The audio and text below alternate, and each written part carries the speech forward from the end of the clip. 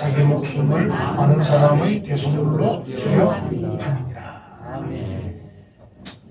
미국 워싱턴에 가면 전쟁 기념 공원이 있습니다. 거기 보면 한국전을 이렇게 상징하는 조형물들이 많은데 그 가운데 이런 비석이 있습니다. 자유는 공짜로 얻어지는 것이 아니다. 이렇게 적어놨어요. 느낌이 오죠. 대한민국이 이렇게 자유롭게 살고 있는 것은 많은 사람의 희생 때문에 이루어진 것이다. 이런 뜻입니다. 아마 어떤 사람은 이런 생각할 겁니다. 여러분 중에 젊은 분들, 우리나라가 뭐 저절로 이렇게 됐겠지. 이런 생각할 겁니다. 생각이 좀 다른 거죠. 한 10년쯤 됐을 겁니다.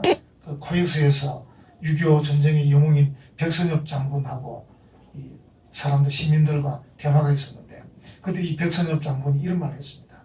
6.25 전쟁에 대해서 이 젊은이들은 잘 알지도 못할 것이다. 이런 얘기를 했습니다. 이 백선엽 장군의 마음이 안타까운 거죠. 우리가 이제 우리나라를 침략해서 정말 많은 사람이 죽는 그런 비참한 결과를 가진 6.25 전쟁을 일으킨 그 북한에 대해서 우리가 용서는 해주죠. 잊지는 말아야 되죠. 그래서 이제 그 백선엽 장군이 이런 생각을 했었습니다. 그래서 6.25 전쟁에 대한 생각이 다르니까 우리 학생들에게 좀 입시 교육뿐 아니라 역사 교육도 좀 잘 해주면 좋겠다. 이런 말을 그가 덧붙였습니다. 6.25 전쟁을 겪은 사람과 겪지 않은 사람의 생각이 다른 거죠. 오늘 본문에도 보면 제자들의 생각과 예수님의 생각이 다른 것을 볼 수 있습니다. 예수님은 이제 자기가 십자가에 달려 죽을 것이다 이런 말씀을 16장부터 해오셨거든요. 여러분 기억을 하시는지 모르겠어요. 예수님이 이제 제자들과 사람들에게 천국의 말씀을 전가하시는 가운데 틈틈이 자기는 죽는다 이런 말씀을 16장에도 하셨고 17장에도 하셨어요. 오늘 본문 20장에도 지금 하고 계십니다. 내가 죽는다. 그러니까 지금 예수님은 계속 제자들에게 내가 지금 죽을 것이다 이런 말씀을 하고 계시는데, 제자들은 오늘 본문을 읽어보면 제자들은 지금 예수님의 그 말씀을 다 이해하지는 못하는 것 같아요. 여러분 요즘 어떻습니까? 마태복음을 지금 우리가 오랫동안 지금 하고 있는데, 우리 개척하고 나서부터 계속 지금 마태복음 설교를 난제부터 하고 있는데 어떠세요? 들으시니까? 저는 요즘 사실은 부담감에 확 눌려 있습니다. 예수님의 그 말씀에 그 내용들을 생각하면 내가 너무 부끄러운 거예요. 내가 제대로 잘 살지 못하는데 이 말씀을 내가 전하는데 참 부끄럽다. 아마 여러분 중에도 그런 분들이 계실 거예요. 마태복음의 말씀을 들으면 예수님의 생각이 얼마나 차원이 다른지를 조금은 알 것 아니에요. 그래서 이제 거룩한 부담감을 가지는 분도 계시고 또 어떤 분은 듣기 싫은 분도 계실 거예요. 요즘 세상은 다르다. 예수님께서 말씀하신 것처럼 그렇게 살아서 뭐 잘 살 수 있겠나 이런 생각을 하시는 분도 계실 것 같아요. 그래서 좀 듣기 싫어하는 분도 계실 것 같아요. 그래서 듣기 싫어하는 분도 있고 또 거룩한 부담감을 가지는 분도 있을 것 같아요. 저 같은 경우도 이거 좀 본문을 바꿔야 되는 거 아니냐, 좀 부담 없는 본문 없냐, 잘 먹고 잘 살자 이런 본문이 있으면 좋겠다 싶은데 참 부담스러워. 시작은 했고 끝은 맺어야 되니까 이제 20장이니까 28장까지 가긴 가야 될 것 같아요. 가는데 굉장히 저도 부담스러워요. 제자들도 보니까 아직까지는 이 제자들이 지금 제대로 훈련이 다 안 됐기 때문에 우리하고 좀 비슷한 것 같아요. 예수님의 그 깊은 뜻을 잘 알지는 못한 것 같아요. 안타까운 거죠. 드디어 이제 등장합니다. 보면 이제 세베대의 아들의 어머니라고 나오잖아요. 이 세베대의 아들들 이 누구냐면 야고보 요한입니다. 우리 예수님 제자를 말할 때 베드로와 안드레, 야고보, 요한 이거 나오거든요. 그래서 베드로, 안드레 형제고, 그 다음에 야고보, 요한이 세베대 아들들이거든요. 그 어머니가 살로메인데 살로메는 예수님 어머니와 형제입니다. 예수님과 이종사촌 굳이 따지면 혈육으로 따지면 그러니까 가까운 거예요. 이 가까운 사람이 곤란하게 우려하는 거예요. 여러분 기억하실지 몰라도 옛날에 고건이라는 분이 계셨어요. 국무총리 하신 분이. 그분 아버지가 고건이라는 분이 행정고시 합격했을 때 친척들 다 불러모았어요. 다 불러모아가지고 우리 고건이가 출세하려면 차 좀 안 된다. 아무것도 청탁하지 마라. 오히려 돈 다 내놔라.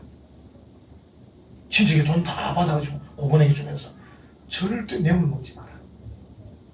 이래가지고 그분이 30대 때 도지사도 하고 청렴하게 이거 잘했지 않습니까? 그리고 왜냐면 그 고건 아버지가 굉장한 좋은 분이에요.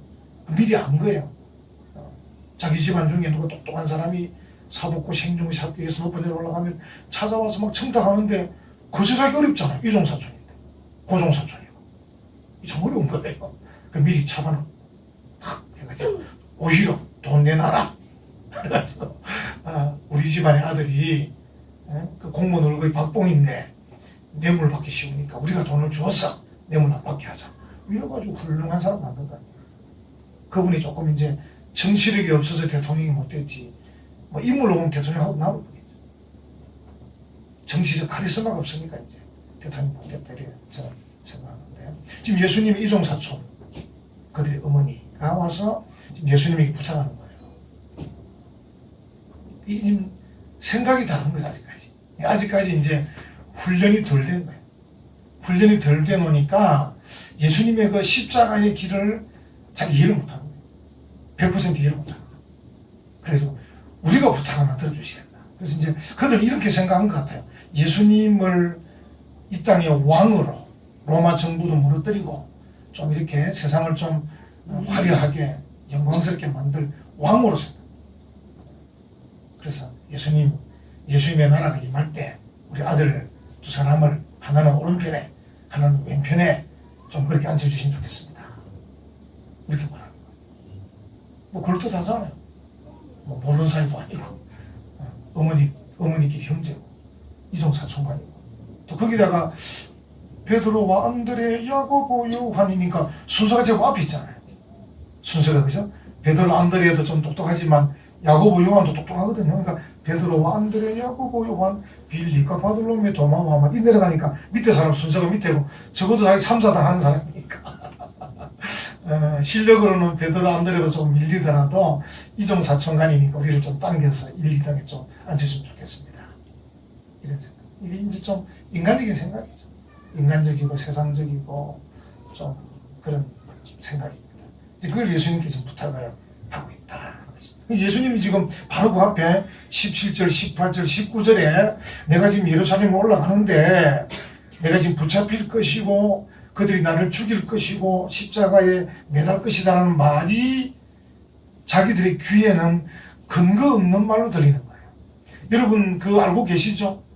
사람들이 듣고 싶은 것만 듣는 성향이 있어요. 여러분들도 이 믿음의 수준이 좀 올라가야 돼요. 그래야 하나님의 말씀이 귀에 들리는 거예요. 여러분 생각하실 때는 목사님 내가 목사님 설교 다 알아듣습니다. 이러지만 천만의 말씀. 여러분들이 듣고 싶은 것만 들으셔요. 여러분들이 한번 지금 우리 제 설교 영상을 이제 우리가 지금 좀 만들어서 올리잖아요. 유튜브 올렸는데 지금 뭐 좀 그 내용은 조작하지만 또 만든 참 형식은 조작하지만 내용은 주의 말씀을 한번 들어보세요. 들어보시면 여러분들 그때 목사 이런 말씀 하셨나 놓친 게 많이 나옵니다. 그 정도로 여러분이 듣고 싶은 것만 듣는다고요. 설교를 들어도. 그리고 이 지금 예수님의 제자들 특별히 세베대 아들들 야고보 요한이 뭡니까? 예수님께서 지금 십자가 진다 해도 근거 없는 말로 그냥 하시는 말씀이겠지만 왜냐하면 예수님의 기적을 많이 봤거든요. 예수님의 그 놀라우신 말씀을 많이 들었거든요. 이 놀라운 분이 죽는다는 게 이해가 안 되잖아요. 뭘 하면 되실 것 같은데 기적을 베풀고 사람들을 모으고 일을 도모하고 이렇게 하면 뭔가 큰일을 할 것 같은데 왕으로서 할 것 같은데 아니 죽는다는 게 말이 됩니까? 그리고 그것도 예루살렘으로 죽으러 간다. 죽으러 예루살렘을 점령하러 가야 되는데 그 자기들은 예수님이 이 말씀은 근거 없는 말씀이다. 그렇게 말합니다. 그리고 예수님의 생각과 그들의 생각의 차이가 많은 거예요. 예수님께서 이제 크게 두 가지를 말씀하는데 하나는 야 너희들은 이방인들처럼 하지 마라. 지금 이제 이 세베대 아들들이 야망을 드러내잖아요. 지금 야망을. 예수님을 따른다고 하면서도 야망을 드러내는 거예요.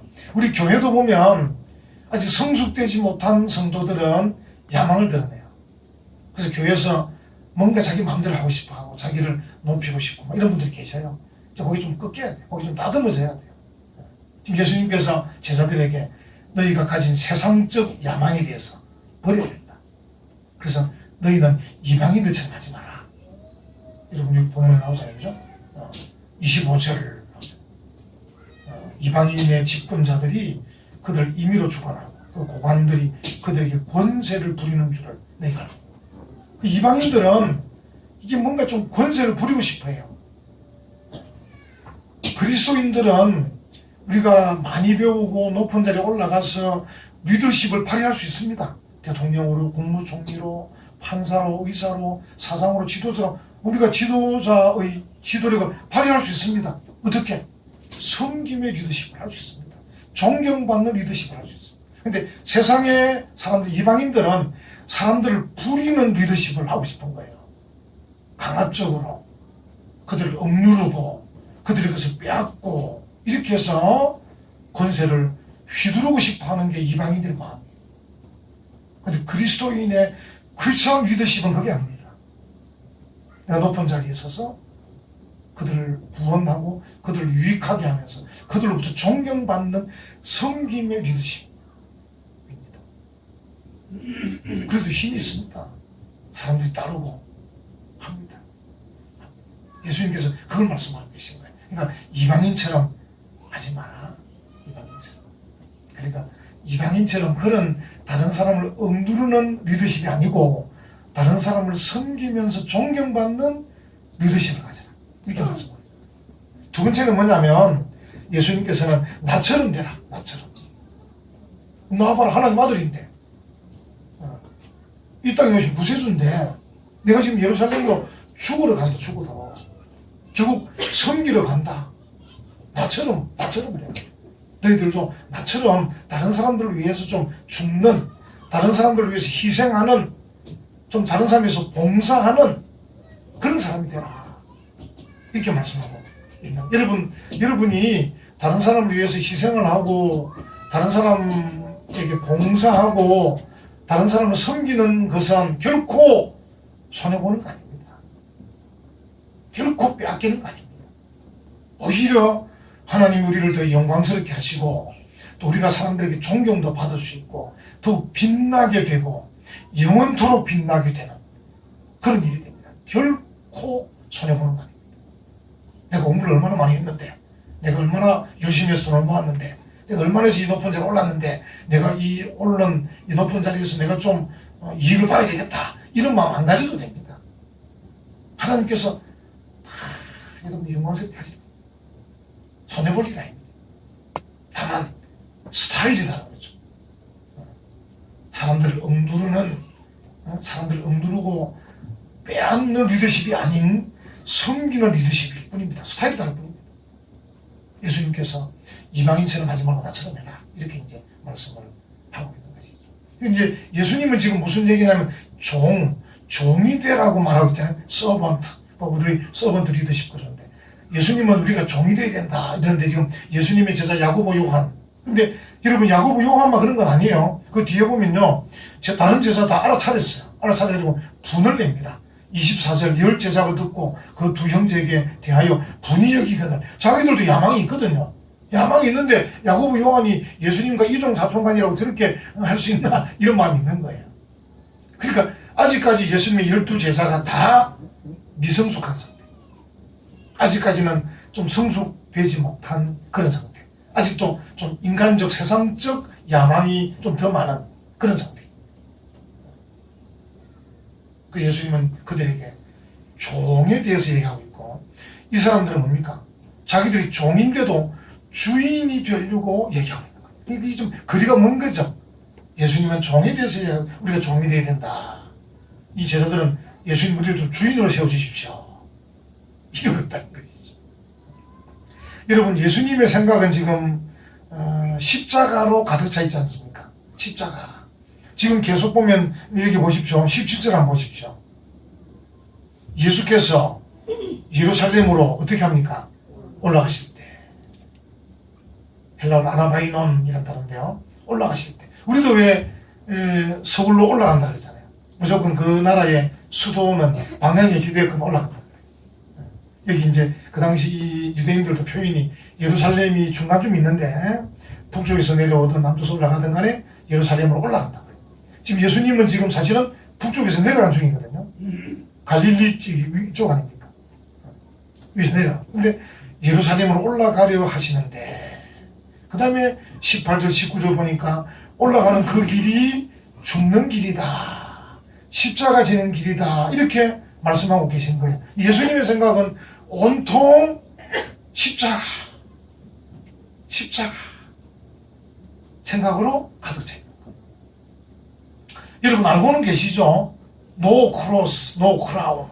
여러분이 크라운은 좋아하시잖아요. 크라운. 면류관은 좋아하시잖아요. 근데 면류관은 십자가 없이는 안 됩니다. 근데 여러분들이 십자가는 생각 안 하고 크라운만 생각하는 분도 계셔요. 막 천국에 가서 뭐 어떻게 되고 하는데, 실제로는 천국에 가서 우리가 크라운을 쓰는 그 이전에 크로스, 십자가가 있는 거예요. 십자가 없이는 면류관이 없는 거예요. 예수님은 지금 온통 십자가에 대한 생각으로 가득 차 있는 거예요. 십자가. 여러분 다윗 아시잖아요. 다윗이 구약에서 제법 신앙의 영웅이잖아요. 히어로입니다. 히어로. 영웅인데 여러분 다윗이 지은 시편들 한번 보세요. 시편들. 온통 하나님 생각뿐입니다. 멋지지 않습니까? 다윗이야말로 이력서 쓰면 쓸 거 많습니다. 다윗이 쓸 게 얼마나 많습니다. 다윗이 장군인데다가 그의 전투의 그 성전 경력이 얼마나 많은지 모릅니다. 시인인데다가 음악가인데다가 왕의 사위인데다가 왕으로 기름 부음 받은 데다가 또 다윗 때 이스라엘 영토를 또 제일 많이 늘린 데다가 지금도 이스라엘 나라의 그 국기의 별은 다윗의 별입니다. 그만큼 지금도 이스라엘 사람들이 데이비드를 존경하고 있단 말이에요. 영웅입니다. 영웅. 근데 그 영웅이 온통 하나님의 생각뿐이었습니다. 그걸 시편에다가 표현을 다 하고 있습니다. 여러분들이 시편을 한번 읽어보십시오. 시편 읽어보시면 야, 다윗이 온통 하나님 생각뿐이었구나 알 수 있습니다. 예수님이 십자가 생각으로 가득 찬 것처럼 다윗은 하나님 생각으로 가득 차 있었습니다. 여러분은 요즘 무슨 생각으로 가득 차 있습니까? 그래서 늘 한번 자문해 봐야 됩니다. 나는 요즘 어떤 생각으로 가득 차 있는가? 생각을 정리해야 됩니다. 여러분들이 안 그러면요 우물쭈물하다 죽습니다. 나중에 그냥 이것저것 방황하다 죽는 거예요. 우리의 생각을 정리를 다 하셔야 돼요. 우리가 예수님, 십자가, 천국, 우리의 그 길의 방향을 제대로 잘 정해서 그 생각으로 가득 차 있어야 됩니다. 그게 이제 우리가 기독교적 가치관, 이렇게 성경적 가치관. 사도 바울이 뭐라 그랬습니까? 사나 죽으나 내가 주의 것이로다. 또 그가 뭐라 그랬습니까? 먹든지 마시든지 무엇을 하든지 다 하나님의 영광을 위하여 하라. 온통 그 생각이었어요. 사도 바울도 온통 예수 그리스도, 온통 하나님의 영광을 위해서 이렇게 말했어요. 그가 정말 하나님에 대한 신앙의 핵심을 꿰뚫어 본 거죠. 내가 사나 죽으나 주의 것이다 라는 생각, 내가 어떻든 무엇을 하든지 하나님의 영광을 위해 살아야 된다, 이걸 그가 정확히 꿰뚫어 본 거예요. 우리가 예수님이 가신 길, 바울이 걸어가는 길을 따라가야 돼요. 그 길을 따라, 길을 잘 걸어가야 돼요. 예수님께서 뭐라 했습니까? 많은 사람이 가는 넓은 길로 가지 마라. 요즘 그리스도인들까지도 세상 사람들이 걸어가는 넓은 길로 가려고 안달이 나 있습니다. 우리는 우리가 걸어갈 자부심 있는 길이 있는데, 이 프라이드가 있는 길이 있는데도 그 길 마다하고 세상 사람이 걸어가는 넓은 길로 가는 거예요. 우리는 예수님께서 말씀하신, 예수님이 걸어가신, 다윗이 걸어간, 바울이 걸어간 그 길로 가야 돼요. 그게 영광의 길이에요. 그게 십자가 길처럼 보여도 그게 실제로는 영광의 길입니다. 그게 영생의 길입니다. 그게 천국 가는 길입니다. 지금 예수님은 지금 십자가로 생각이 가득 차 있는 거예요. 참 멋지잖아요. 멋지잖아요.